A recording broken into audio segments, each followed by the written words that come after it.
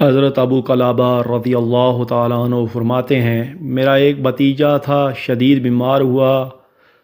وہ اکثر لو و لعب میں مشغول رہتا تھا، اس لیے ابو قلابہ نے اس کی بیماری میں اس کی عیادت نہ کی۔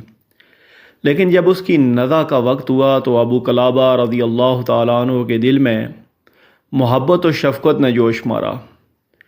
کہنے لگے، میرے عزیز بھائی کا بیٹا ہے، اب اس کا معاملہ اللہ تعالیٰ سے ہے، عیادت کرنی ضروری ہے۔ چنانچہ اس رات ابو قلابہ رضی اللہ تعالیٰ عنہ اپنے بھتیجے کے پاس رات بھر بیٹھے رہے۔ اس رات کا واقعہ ہے کہ ابو قلابہ بیان کرتے ہیں کہ دو کالے آدمی ہتھوڑے لیے نمودار ہوئے، پھر دو فرشتے چھت سے اترتے ہوئے دکھائی دیے۔ میں نے ان کی آواز سنی، ایک فرشتہ دوسرے سے کہہ رہا تھا، تو اس مریض کے پاس جا کر معلوم کر کہ اس کے پاس کوئی نیکی بھی ہے کہ نہیں۔ چنانچہ اس میں سے ایک فرشتہ میرے بھتیجے کے پاس آیا اور اس کے سر، پیٹ اور پاؤں کو سونگا، پھر واپس جا کر اپنے ساتھی سے کہنے لگا، میں نے سر کو سونگا، اس میں قرآن نہیں پایا۔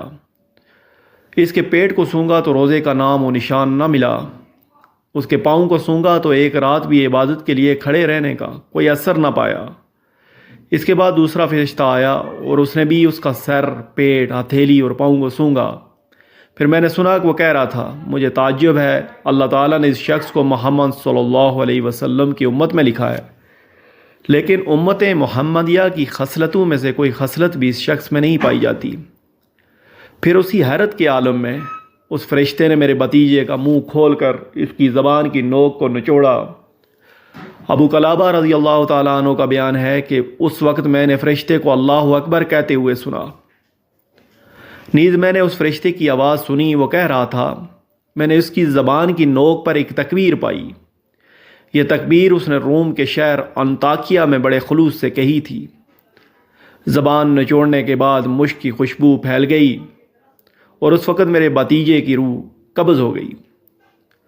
ابو قلابہ رضی اللہ تعالیٰ عنہ کا بیان ہے، جب فرشتہ روح قبض کر کے چلا تو اس نے دروازے پر کھڑے ہوئے دونوں سیاہ فام آدمیوں سے کہا، تم دونوں واپس لوٹ جاؤ، تمہارا اس میت پر کوئی قابو نہیں۔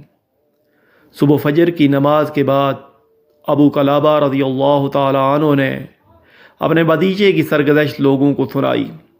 سب لوگ بہت متاثر ہوئے اور اس کی نماز جنازہ پڑھ کر مغفرت کی دعا کی۔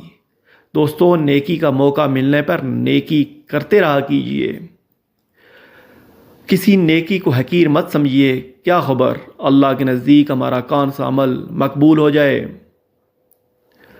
دوستو، آپ سے گزارش ہے کہ ہمارے چینل محمود اسلامک وائس کو سبسکرائب کر کے ہماری حوصلہ افزائی کیجیے۔ اجازت دیجیے